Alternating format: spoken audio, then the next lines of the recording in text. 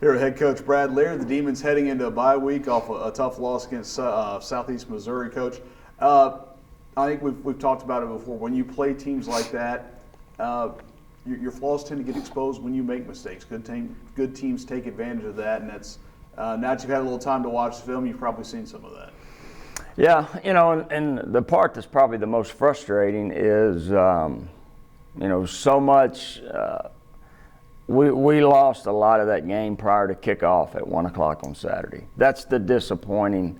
And what I mean by that is you go back and you look how the week went, you look at preparation, you look at a lot of other scenarios and situations that took place throughout the week. And when you're playing a good football team, a top 15 team that's coming here that's 5-1, and you don't prepare the best way that you can, and you don't play that way, that's going to happen. And that's the most disappointing part, when you walk out of a game that you lose, you want to feel like that you put everything out there. And I don't think this football team did, coaches and players.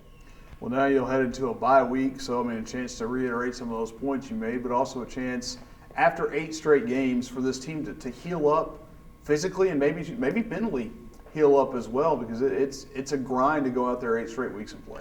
I tell you, when you initially look at the schedule, you look to see where that open date falls, and at that particular time, you don't know, is it going to be beneficial?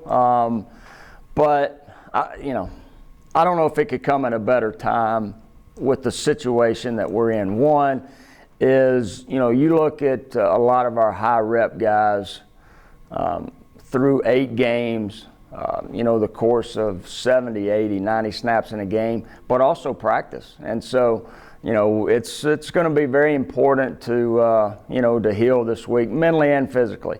So we'll approach this week. We got some low rep guys that, need to get a lot of reps, and this will be the opportunity to do that. The high rep guys that have some, some that have some injuries, some maybe not, but they need a rest. And so we'll have the opportunity to be able to do that this week. And then the ones you were able to, you didn't play obviously at full strength Saturday, but part of that was probably by choice, because you do get that because, as you mentioned Saturday night, everything remains in front of you with 3 games to play. It does. As tough as that game was, as disappointing as the outcome was in that football game, this past Saturday, this coming up Saturday, we sit back and our position ain't going to change. We're exactly where we wanted to be at the start of the season, and that's 3-0 in conference. And, the opportunity for other teams to play other teams and beat up on each other. And then when we get back into the swing of things next Saturday, we got a 3-game stretch, and we know exactly where we stand and what we have to do moving forward. You talked about those high rep guys and some of those veteran guys. Let's talk about a couple of younger guys, at least younger in terms of on paper. Trayvon Jones comes in as a quote-unquote freshman. He's a third-year freshman because of COVID and some other red shirts, but he's been a guy that brings a lot of personality, but also brings a lot of options for you to use on offense. He does. He's a great team player. His energy that he brings in practice day in and day out is contagious. That carries over to other guys, and his ability to do a lot of different things with his body. He can split out and do some things on the outside. He can be you can bring him in and he can do some things as a true tight end.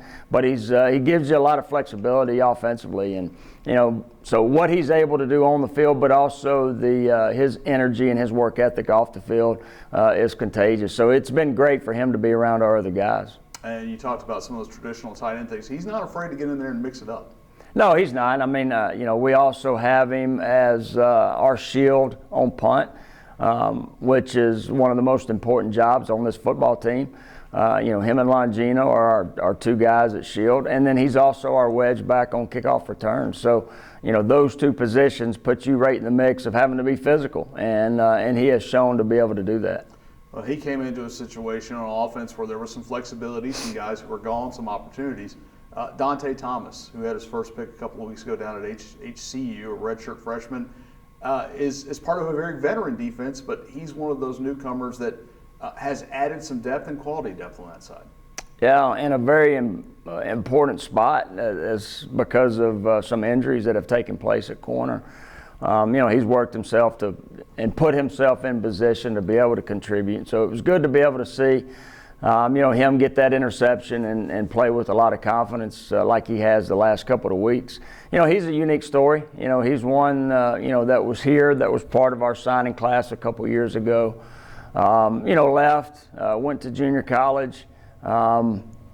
But sometimes the grass isn't always greener on the other side, and that's the thing about him. While he was here, he was great, and that was part of the reason when he wanted to come back. We said, heck yeah, because the time that he was here, he didn't burn any bridges, did everything that we asked of him, and so it was awesome to be able to get him back and see him contribute the way he has. And he's got a couple of good guys to learn from out there, and veteran guys like Cedric and Shamar and William Hooper. And it seems like they have been willing teachers. They are. It's Coach Lockett does a great job with that group. It's a very tight-knit group. With a lot of veterans. You talk about Shamar Bartholomew, a Cedric Anderson, a William Hooper, a Trey Williams, those guys that have a lot of experience, that have been here anywhere from 4 to 5 to 6 years. And, they love to compete against each other, but they also, continue to help each other learn. And I think that's what you've seen those older guys do to some of these younger corners like Dante. Well, you guys, we talked about it. There's a bye week, and you've been part of college football for a long time. So what does a veteran coach do during a bye week? Well, throughout the week is find a way to get this football team, one healthy and one better. And so I think there's always a fine line there, because you got to get rest, but you also got to work to be able to get better. And then too, not many times do you get to enjoy Saturday, to be able to wake up and watch College game day. I love college football. And so Saturday will be a day where I can get up and you don't have that, the butterflies in your stomach preparing for a game. I get to watch everybody else go through that. All right, Coach, appreciate your time. Thank you.